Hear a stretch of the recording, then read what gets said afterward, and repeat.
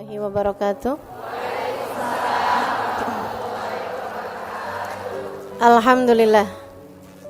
Wassalatu wassalamu ala Rasulillah Muhammad ibn Abdillah wa ala alihi wa sahbihi wa man walah.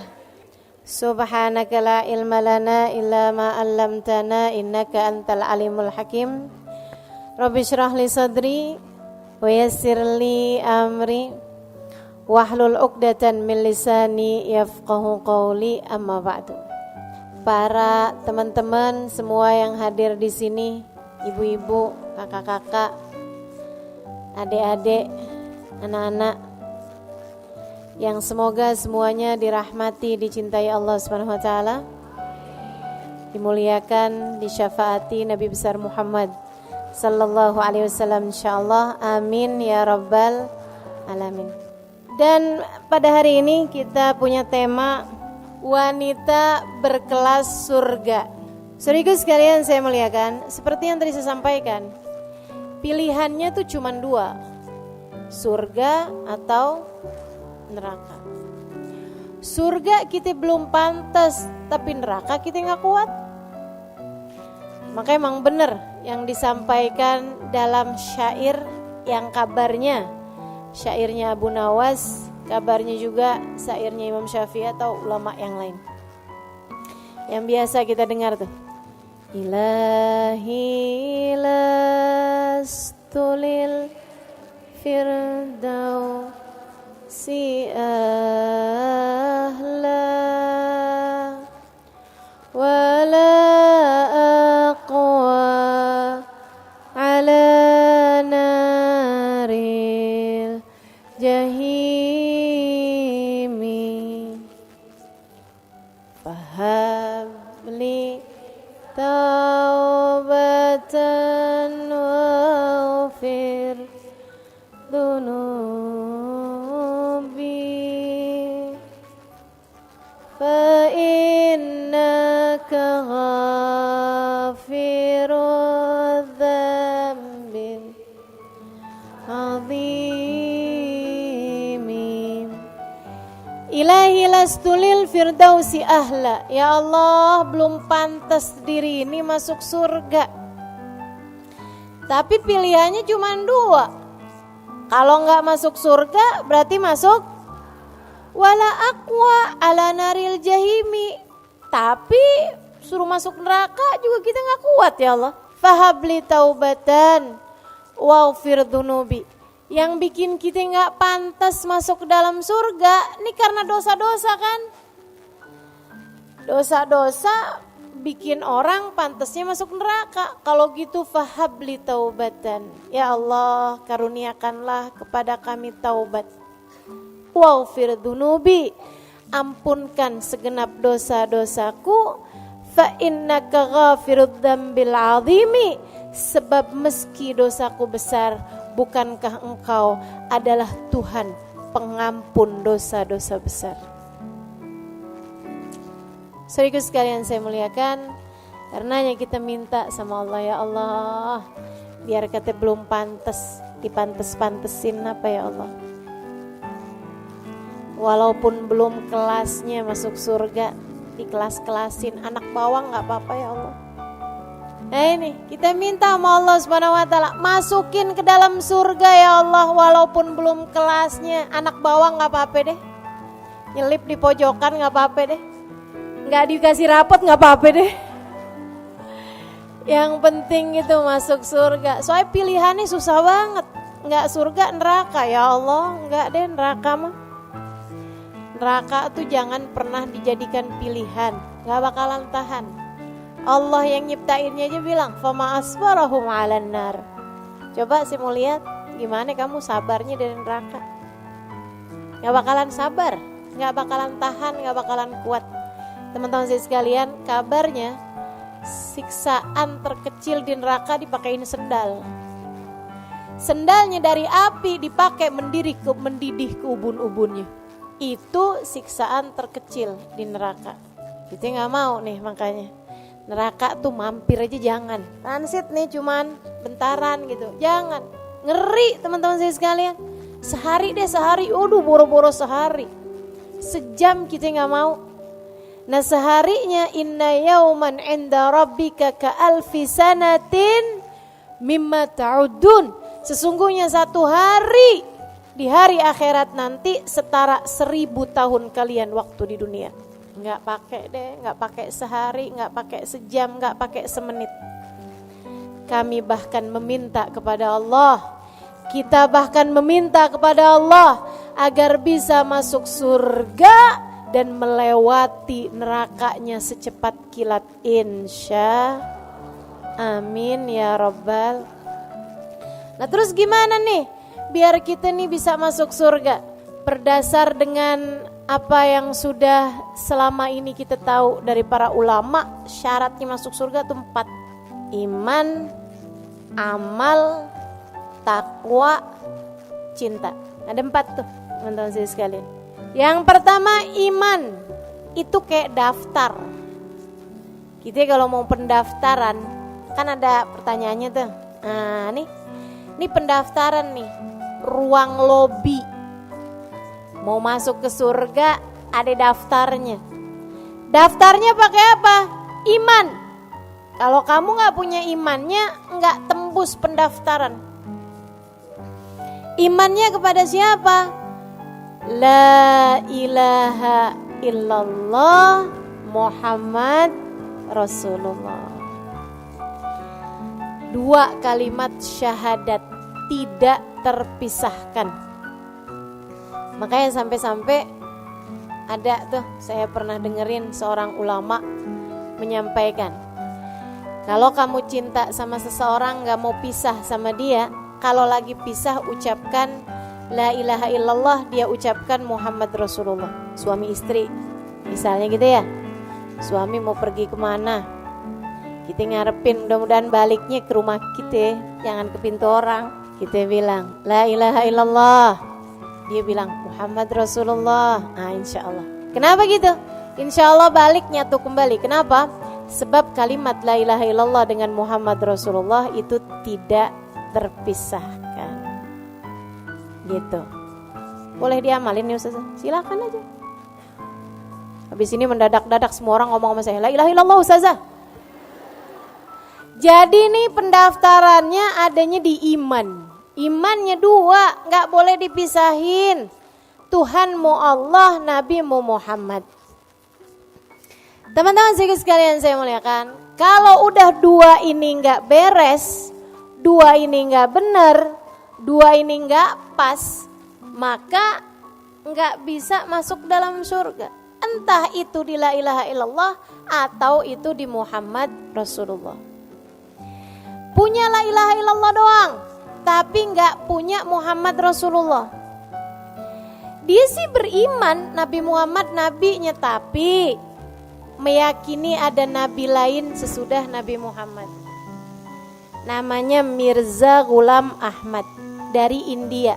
Kalau nabi dari India kita gak percaya, gitu kan ya. Nah ini ada nabi, terkenal agamanya, namanya Ahmadiyah. Orang-orang yang imannya Nabi Muhammad diakuin sebagai nabi, tapi sesudah Nabi Muhammad ada nabi lain lagi, namanya Mirza Ghulam Ahmad. Wah ini bukan nih, dia nih gak lolos masuk di pendaftaran. Nah sono gak bisa, gitu deh. Atau misalnya la ilaha illallahnya benar, tapi Muhammad Rasulullahnya enggak, nabinya cuman sampai Nabi Isa. Gak masuk, gak masuk, gitu kan ya. Sebab Nabi Isa sendiri, orang kalau gak percaya sama Nabi Muhammad berarti gak percaya juga sama Nabi Isa. Kenapa gitu? Sebab Nabi Isa tuh bilang, sesudah saya akan ada nabi yang wajib kalian imani, namanya Muhammad. Kata Allah dalam Al-Quran, wa mubashiran birasulin ya'ti min ba'di ismuhu Ahmad. Aku ini, kata Nabi Isa, selain daripada menghidupkan orang mati, aku punya mukjizat. Selain daripada terutus menyampaikan risalah, kepada kalian semuanya, aku juga adalah seorang nabi yang diminta memberi kabar gembira bahwasanya sesudah aku nanti, ratusan tahun sesudahku, akan ada seorang nabi yang terutus namanya Muhammad di bumi, di langit terkenal dengan nama Ahmad. Jadi kalau gak percaya sama Nabi Muhammad, berarti gak percaya juga dong sama Nabi Isa. Sebab Nabi Isa memberikan kabar gembira tentang Nabi Muhammad. Jadi teman-teman sekalian, nih syarat imannya la ilaha illallah tambah Muhammad Rasul. Kalau enggak beriman sama Nabi Muhammad atau percaya sih sama Nabi tapi tidak memuliakan Nabi. Nah, ini juga nih masalahnya.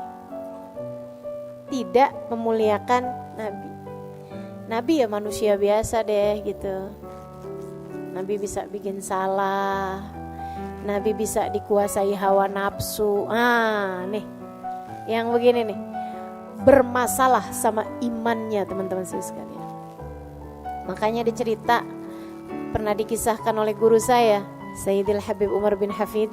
Ada orang tinggal di Madinah, tiap hari sholat di Masjid Nabawi, subuh, duhur, asar, maghrib, isya. Kalau dia lagi ada di Madinah, sholatnya di Masjid Nabawi, rumahnya deketan dari situ. Sesudah dia tua, usia 60-an tahun ke belakang, meninggal dunia. Dikuburin, dibaki, disolatin di Nabawi sebelumnya. Waktu dikuburin, tiap kali jenazahnya dihadap ke arah kiblat, ngebalik gak mau ngadep ke arah kiblat.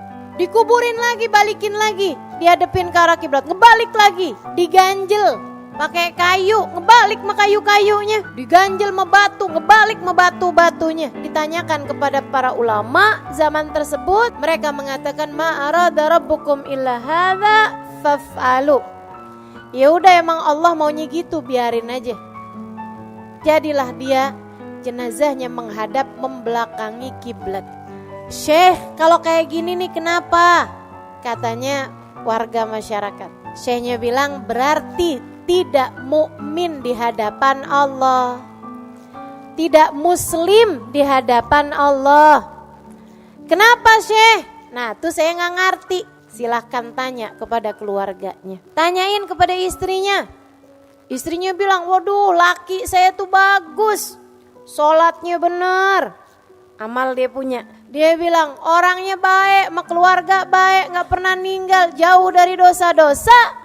Ghairu annahu, hanya aja ada sebabnya saya rasa. Dia bilang tiap hari ngiter-ngiter di Masjid Nabawi, sholat tiap waktu di Masjid Nabawi, tidak pernah sekalipun berziarah ke makam Nabi Muhammad.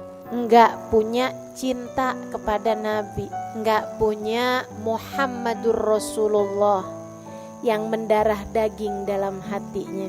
Dia kira Nabi hanyalah seorang penyampai wahyu Tuhan yang tidak perlu dicinta, tidak perlu dihormat. Dia hanya condong kepada la ilaha illallah, tidak kepada Muhammad Rasulullah. Banyak nih, sekarang tambah banyak, memiliki kecondongan hanya kepada la ilaha illallah, tidak kepada Muhammad Rasulullah. Kalau udah urusannya cinta menabi, dibid'ah-bid'ahin seada-adanya. Orang bersuka cita, bersolawat, memuji-muji Nabi, dia yang gak terima. Dikata kalian berlebih-lebihan sama Nabi Muhammad. Merayakan maulid Nabi, gak ada dalilnya tuh. Ngerayain maulid dia sendiri, kagak dicari dalil. Teman-teman sekalian saya muliakan, ini berbahaya. Karena hanya condong kepada la ilaha illallah, tidak kepada Muhammad Rasulullah. Kita hormat kepada Nabi Muhammad, kita iman kepada Nabi Muhammad, kita cinta kepada Nabi Muhammad, sama halnya dengan kita iman kepada Allah, kita hormat kepada Allah, dan kita pun tentu saja cinta kepada Allah. Iman kepada Allah nih teman-teman sekalian, bukan hanya bilang asyhadu an la ilaha illallah, akan tetapi makna la ilaha illallah, tidak ada Tuhan yang boleh disembah kecuali Allah. Kita tidak sujud kecuali kepada Allah. Kita tidak patuh butuh kecuali kepada Allah. Sebab kita meyakini tidak ada pemberi kehidupan kecuali Allah. Tidak ada pengatur kehidupan kecuali Allah. Tidak ada pemberi rizki kecuali Allah. Tidak ada penentu jodoh kecuali Allah. Jadi orang yang beriman kepada Allah gak ada ceritanya cinta ditolak dukun bertindak. Karena dia tahu gak ada ceritanya jodoh saya ditikung sahabat sendiri gitu. Gak ada ceritanya tuh. Orang yang beriman faham makna la ilaha illallah adalah la haula wala quwata illa billah. Gak ada kekuatan mendatangkan kebaikan, gak ada kekuatan menghindar dari keburukan kecuali semuanya dari Allah. Gak ada. La mani' lima atait, wala mu'ti lima manat, wala radda lima qadait. Tidak ada yang bisa memberi jika Allah hendak menghalangi. Tidak ada yang dapat menghalangi ketika Allah hendak memberi. Tidak ada yang dapat menolak apapun yang telah menjadi keputusan Allah. Pun teman-teman saudaraku sekalian, orang yang beriman kepada Allah faham bahwasanya rezeki semuanya aturan dari Allah. Pembagian dari Allah. Nahnu qasamna bainahum.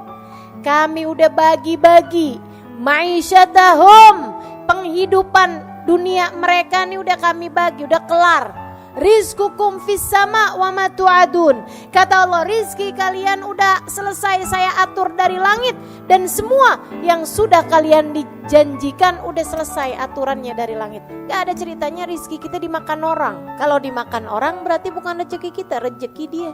Maka imanmu harus kamu perbaiki teman-teman saya sekalian. Waduh, ini suami di PHK, makan apa kita? Wah, kita nih kalau keluar dari perusahaan ini, makan apa kita?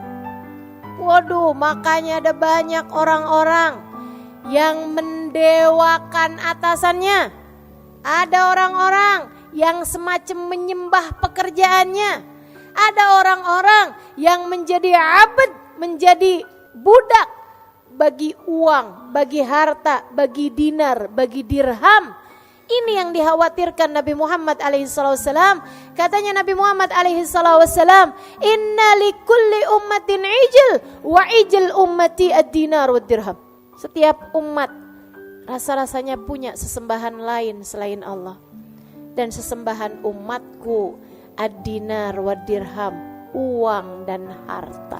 Nih yang dijadikan sesembahan sama umat ini teman-teman sekalian. Maka imanmu itu adalah syaratmu menuju ke dalam surga. Pastikan kamu sudah memiliki kadar yang benar dari keimanan. Pastikan kamu sudah berkeyakinan dengan keyakinan yang benar tentang Allah dan Rasul-Nya. Sebab itu adalah gerbang pertama, pemeriksaan pertama, pendaftaran pertama bagi kelayakanmu untuk masuk ke dalam surga. Ayo beriman. Saudaraku sekalian, jangan pernah lepas dari hati. Iman kepada Allah di satu sisi, iman kepada Nabi Muhammad di sisi yang lain. Cinta kepada Allah di satu sisi, cinta kepada Nabi Muhammad di sisi yang lain. Bahagiamu dengan Allah, bahagiamu dengan Nabi Muhammad. Iman yang nomor 1. Jadi sekalian saya muliakan, yang kedua apaan tadi? Amal. Bukan cuman iman tapi gak pernah dikerjain. Amalin kalau udah tahu. Allah perintahkan sholat, kerjain. Allah perintahin puasa, kerjain. Allah perintahin tutup aurat, kerjain. Allah perintahin sedekah, kerjain. Teman-teman saya sekalian, amal soleh. Sebab memang benar, kita ini bisa masuk surga dengan rahmatnya Allah atau dengan syafaat Rasulullah. Akan tetapi bagi-bagi jatah surga, katanya Allah, adkhulul jannah, udkhulul jannah birahmati waqtasimuha bi'amalikum. Dalam hadis qudsi Allah berfirman, masuklah kalian ke dalam surga dengan rahmatku. Silahkan bagi jatah surga kalian dengan amal perbuatan kalian. Nah kalau kita imannya punya amalnya kagak, keleleran di surga. Kayak udah masuk hotelnya tapi kita belum booking kamarnya. Kan begitu ya? Keleleran kita. Teman-teman sekalian, di hotel nih tapi di lobi doang. Kagak enak ya? Demikian pula dengan di surga nanti. Itu waktu si muhabya malikum, bagi-bagi jatah surganya sesuai dengan amal perbuatan kita. Teman-teman saya sekalian, Nabi Muhammad cerita, pintu surga tuh nanti macem-macem. Nih kata Nabi nih, ya. Surga tuh kan ada 7 tingkatan. Darajat, semakin tinggi berarti semakin bagus. Nah di dalam surga yang 7 tingkatan itu juga masing-masing jatah surganya dibagi-bagi sesuai dengan amal perbuatan. Makanya Nabi Muhammad bilang, innalil jannati bab yuqalu lahur rayyan. Sesungguhnya di dalam surga terdapat satu pintu namanya Rayyan. La yadkhuluhu illa shaimun. Tidak ada yang masuk di dalamnya kecuali ahli-ahli puasa waktu di dunia. Puasa wajib iya, puasa sunnah iya. Puasanya bukan cuman puasa perut farji, tapi dipuasain seluruh anggota tubuh dari dosa. Walaupun udah malam tetap puasa perut dari kekenyangan, tetap puasa seluruh anggota tubuh dari dosa. Ini ahli puasa teman-teman saya sekalian. Ada pintunya sendiri namanya Rayyan. Kalau kita bukan ahli puasa nggak bisa masuk di sana. Ada pintu Nabi Muhammad cerita namanya Babur Rahmah. Babur Rahmah, pintu Ar-Rahmah, pintu rahmat. Itu buat siapa? Buat orang yang pernah ditinggal wafat oleh orang tercintanya waktu di dunia. Dan ketika ditinggal wafat, meninggal dunia oleh orang yang dia cintai waktu di dunia, tinggal mati sama orang yang dicinta waktu di dunia, dia segera bersabar di awal kali mendengarkan musibah tersebut, berkata inna lillahi wa inna ilaihi raji'un, alhamdulillah ala kulli hal. Ibni li abdi baitan fil jannah wa sammihi baitul hamd. Katanya Nabi Muhammad alaihi wasallam, Allah berfirman, hambaku, wahai malaikatku, bangunkan untuk hambaku sebuah rumah di surga. Kasih nama rumah tersebut Baitul Hamd, rumahnya orang yang pandai berterima kasih kepada Allah. Kekasihnya meninggal, dia tetap berterima kasih juga kepada Allah. Karena dia faham apapun yang terjadi adalah yang paling baik yang Allah berikan pada hambanya. Masya Allah. Jadi teman-teman saya sekalian, ada pintunya sabar, ada pintu buat ulama, ada pintu buat orang-orang ahli dakwah fillah, ada pintu buat anak yang berbakti kepada orang tua, ada pintu buat orang-orang ahli jihad fisabilillah, ada pintu buat para pembaca Al-Quran dan pengamal Al-Quran, ada pintu-pintunya teman-teman saya sekalian. Dan buat istri yang solehah, yang dia bakti kepada suaminya, bikin ridho suaminya, sampai suaminya merasa bahwa hidupnya seperti berada di surga bersama dengan istrinya yang solehah tersebut. Teman-teman saya sekalian yang saya muliakan, dia junjung, dia muliakan suaminya. Jadi istri yang benar-benar mampu membahagiakan suaminya, kalau meninggal dunia boleh pilih pintu surga manapun yang dia inginkan. Bebas, kamu bebas milih pintu surga manapun yang kamu inginkan. Masya Allah. Bu, para istri, ini kita bisa masuk surga jalur pintu khusus nih. Boleh milih teman-teman saya sekalian. Ayu mamratin salat farda, samat syara, wa ta'at zawjaha, faltadkhulil jannah min ayyi babin sya'at. Kalau ada seorang istri, dia benar sholatnya, fardunya, dia benar puasa Ramadannya, Yang bolong-bolong ditambalin sesudahnya, karena dia mens, karena dia nifas, dia bayar sesudah bulan Ramadannya. Dia gak punya puasa sunnah banyak-banyak, dia gak punya sholat sunnah banyak-banyak, tapi dia punya amal ibadah berupa menyenangkan suaminya, sampai suaminya ridho kepada dia. Nanti kelak kalau masuk surga boleh milih pintu surga manapun yang dia inginkan. Kata Nabi Muhammad SAW. Tapi emang ya, nih kalau belum kawin sih belum tahu rasanya. Kayak gampang. Kayak gampang. Betul apa enggak? Ini yang belum kawin nih. Saya pengen kawin biar bisa masuk surga dari jalur pintu khusus. Yang belum kawin. Yang udah pada kawin nih, ya Allah kayak kagak bisa dah lewat pintu yang nono. Ternyata jadi istri bukan main-main. Bener-bener itu ya. Ya Allah, ya Allah. Emang suami ini emang bener-bener pintu surga, teman-teman sekalian. Emang bener-bener jalan surga, beneran dah. Dan karena surga itu mahal, emang susah. Susah mau masuk dari jalur yang ini nih, sampai mikirnya kayak begini, jalur lain aja dah. Ya Allah.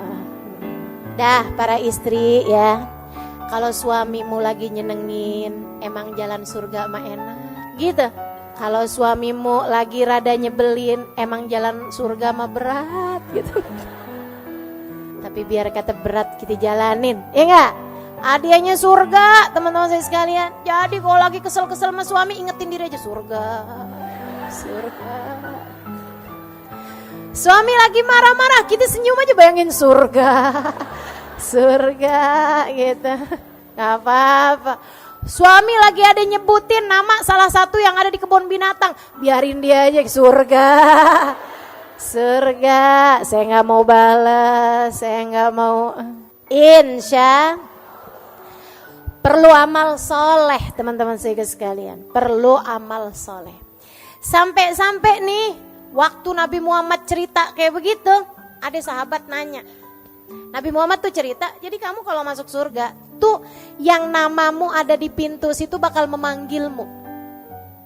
Tenang, kamu gak usah susah-susah tuh nyari nama kita ada di mana. Gak usah teman-teman. Begitu kita masuk surga, pintu yang ada nama kita di situ bakal manggil. Halimali terus gitu. Ya kan contohnya kan mesti yang enak-enak, biar jadi doa. Gitu ya. Jadi tuh pintu bakalan manggil, teman-teman sekalian. Begitu kan? Nah, kalau yang istri yang solehah nih, ya itu dia, boleh jalan, boleh milih pengen masuk yang mana gitu. Saudaraku sekalian yang saya muliakan. Nah ini nih, Nabi waktu cerita itu sampai ada sahabat acung tangan. Rasul mau nanya dong, kenapa kata Nabi? Ada gak Rasul? Dari baiknya nih orang sampai semua pintu surga manggil dia. Ada gak itu? Kata Nabi Muhammad, ada. Dia adalah Abu Bakar As-Siddiq. Semua pintu surga manggil dia, teman-teman. Ya Allah, luar biasa, benar ya, sahabat baginda kita Nabi Muhammad SAW. Yang satu ini, sambilan mikir gitu, kita gimana nih ya? La ilaha illallah, la ilaha illallah. Mudah-mudahan dah biar keterima sama Allah, biar dirahmati sama Allah, biar disayangi sama Rasulullah. Kali-kali gitu dicariin, ya enggak? Amin ya Rabbal. Baik tuh, satu tadi apa? Dua, pastikan ada yang bisa kita andelin. Pastikan bahwa amal ibadah kita itu juga ada yang bikin kita jadi pantas masuk surga. Sabar-sabarin teman-teman saya sekalian. Emang yang namanya ibadah mah karena jalan menuju surga tuh kan jadinya kan berat tuh. Namanya ibadah memang berat. Tahajud ngantuk, ya enggak? Puasa lapar. Semua ibadah memang kayak begitu. Hadir pengajian Enggak tuh, enggak pada males gini ya Allah. Jadi teman-teman sekalian tuh amal soleh. Kemudian yang ketiganya apa tadi? Takwa. Saudariku sekalian saya bilang, apa tuh takwa? Jauhi dosa. Itu takwa. Takwa itu punya rasa takut sama Allah, membuatmu tergerak mengerjakan perintahnya dan menjauh dari larangannya. Takwa, jauhin dosa. Kalau kepengen masuk surga, ya jangan menempuh jalan yang bikin kamu masuk neraka. Kan katanya pengen masuk surga. Maka wanita berkelas surga seharusnya nggak booking tempat di neraka. Katanya Nabi Muhammad alaihissalam, man balag umruhu arba'in falam yujawiz khairuhu syarrah falyatajahaz ilan nar. Siapa yang umurnya 40 tahun tapi dosa-dosanya banyak banget, gak lebih daripada pahala yang sudah dia buat. Umur 40 tahun masih rajin banget bikin dosa, falyatajahaz maq'adahu minan nar. Dia sedang mempersiapkan tempatnya di dalam neraka. Dosa tuh bikin kita masuk neraka. Maka kalau kamu pengen masuk surga, jauhin dosa. Udah punya suami, masih seneng aja WhatsAppan melaki orang. Ada di sono, sini. Kalau kurang, jangan utang. Apalagi kalau hutangnya hutang riba, haram. Teman-teman, haram. Haram. Itu dosa paling parah tuh, dosa riba. Serem banget. Dalam Al-Quran, ini saya kasih tahu ya, buat siapapun yang suka berhutang, apalagi kalau sampai hutangnya sampai hutang-hutang yang pakai ada ribanya, teman-teman saya sekalian. Utang yang sama temen aja, yang kalau dia lupa alhamdulillah, yang kalau dia nggak nagih-nagih berasa dapat rezeki hamba solehah. Nih teman-teman saya sekalian, itu aja bahaya loh, bisa nyegah kita dari surga, apalagi hutang riba. Saya kasih tahu, saudara sekalian saya muliakan, dalam Quran tuh ada 2 dosa yang Allah ancam. Dalam Quran ya, ada 2 dosa yang Allah ancam. Kalau kamu gak berhenti, kamu ngajak perang denganku, kata Allah. Ada 2 dosa.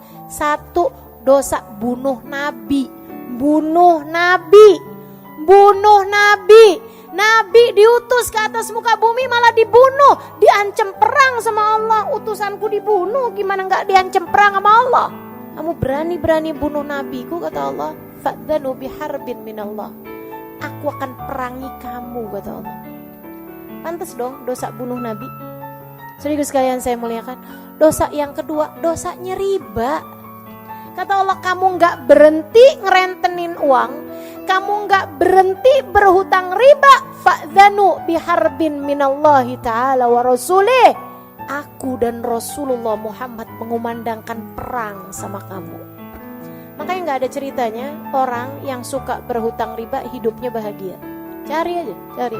Apalagi yang ngerentenin uang, apalagi yang minjemin dengan berbunga. Itu kelar. Udah deh, diperangin sama Allah. Gimana ceritanya seneng?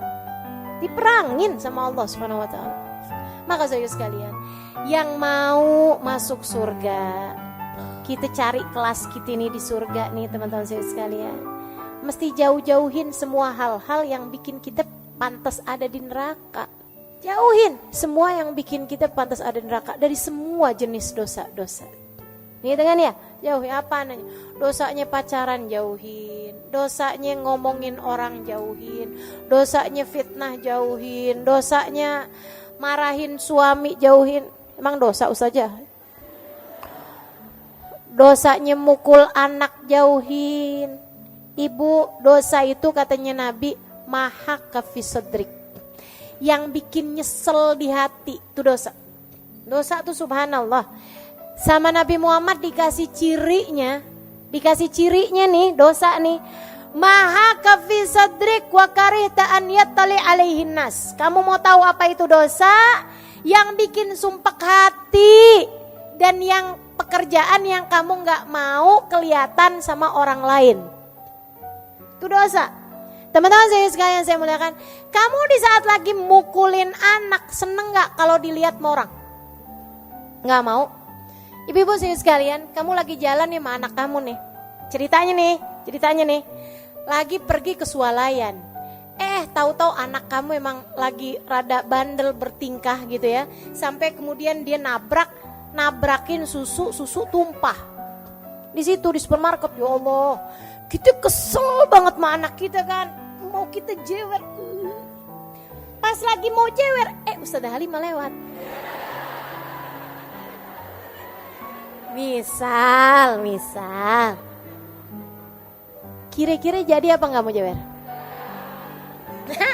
Ustazah, ya ampun. Doain anak saya deh Ustazah. Iya? Iya apa iya? Kayak gitu tuh pasti tuh. Saya tuh ya kalau ketemu sama orang di swalayan misalnya gitu supermarket. Mau Ustazah pergi ke supermarket? Ya ada lah, namanya kan saya kan ibu rumah tangga. Ada juga gitu, belanja, begitu kan ya. Teman-teman saya sekalian, saya ketemu sama orang di supermarket nih. Orangnya toto belum pakai kerudungan. Ya, saya bahkan nggak kenal, saya bahkan nggak terlalu kayak saya nggak semua orang saya kenalin kan. Kalau di pengajian mah kerudungan ya nggak. Pas ketemu sama saya gini, Ustazah, pegang rambut. Pegang rambut teman-teman saya sekalian. Padahal saya nggak ngomong apa-apa tuh. Ustazah doain dah Ustazah, ya ampun doain. Saya mah belum pakai jilbab Ustazah doain gitu. Nah itu karitan ya tali alaihin nas. Kamu nggak suka ada orang ngeliat, kan begitu tuh. Nah itu tuh yang namanya dosa tuh. Jadi ibu-ibu sekalian, yang namanya jewer anak dosa apa nggak dosa? Dosa. Mukul anak, nyubit anak, apalagi sampai merah dosa. Udah hindarin aja semua dosa. Kalau kamu memang pengen jadi hamba Allah yang pantas buat masuk ke dalam surga. Yang terakhir, pengen masuk di surga. Orang surga tuh ahli-ahli cinta. Cinta sama Allah, cinta sama Rasulullah, cinta sama apapun yang dicinta sama Allah, cinta sama siapapun yang dicinta sama Rasulullah. Tuh caranya buat masuk surga. Kalau kamu pengen masuk surga tapi sama itu sebel, sama no gak cocok, sama no gak demen, sama si itu bawaan pengen berantem mulu, kamu belum dapet persyaratannya, belum lulus persyaratannya teman-teman saya sekalian. Surga itu tempat kasih sayang. Wa qalu salama, tuh ahli surga tuh. Qalu salama, mereka selalu hanya akan berkata salam, damai, bahagia, senang, gitu. Ketemu senyum tuh ahli surga. Saudara sekalian saya muliakan, kata Nabi Muhammad, innakum lan tadkhulul jannah hatta tu'minu. Kalian gak bisa masuk surga kecuali kalau kalian beriman. Walan tu'minu hatta tahabbu. Kalian gak bakal beriman kecuali kalau kalian saling cinta. Syarat mutlak buat masuk surga harus punya cinta.